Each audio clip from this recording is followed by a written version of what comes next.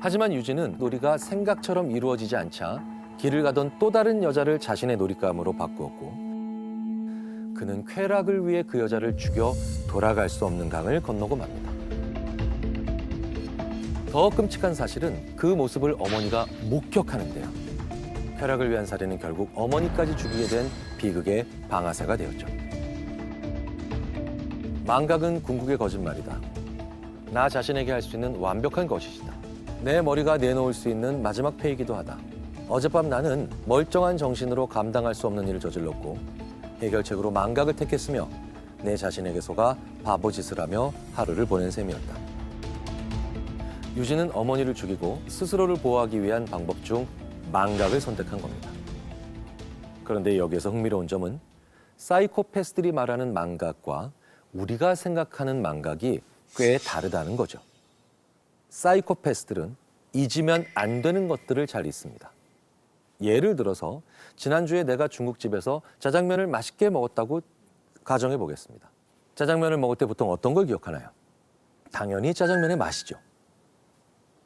그런데 혹시 그 그릇의 색깔 기억하시는 분 계시나요? 아마 대부분 거의 기억 못 하실 겁니다. 사이코패스들은 그게 뒤바뀐 사람들이라는 거예요. 본질인 짜장면의 맛을 기억하는 게 아니라 그릇의 색깔만 기억을 한다는 겁니다. 보통은 우리가 그렇게 기억을 안 하는데도 말이죠. 그들에게 중요한 것과 우리들에게 중요한 것이 상당히 다르다는 뜻입니다. 우리가 자백을 받아내려고 증거를 내밀며 살인의 어떤 순간들을 이야기하는데 사이코패스들은 기억이 전혀 나지 않는다라며 이야기하는 경우가 있습니다. 물론 거짓말을 하는 경우도 있겠지만 범죄에 대한 기억을 못하는 게 우리와는 다른 걸 기억하고 있기 때문이기도 하다는 거죠. 예를 들어 범죄 도구를 들이밀면서 이 칼로 그 사람을 해쳤지 라고 말해도 사이코패스들은 큰 관심이 없다는 거예요. 왜냐하면 이들은 대부분 피해자가 내쉬던 거친 숨소리나 비릿한 피냄새 등 그들을 흥분시켰던 것만 기억을 할 테니까요. 책에서는 유진이 면도칼이라는 직접적인 증거를 보고도 망설이죠.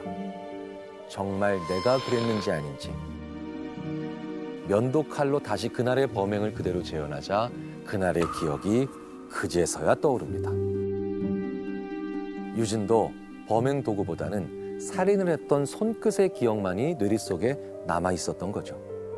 그들은 스스로 그 행동이 없었다고 볼 수도 있다는 거예요. 우리가 봐야 될 기억을 사이코패스들은 그대로 가지고 있지 않으니까. 그러니까 우리는 오판할 수도 있다는 겁니다. 그래서 이 책을 수사관, 프로파일러 이런 분들을 교육할 때 많이 읽히게 한다고 했던 게 바로 이런 부분이 아닌가 싶습니다.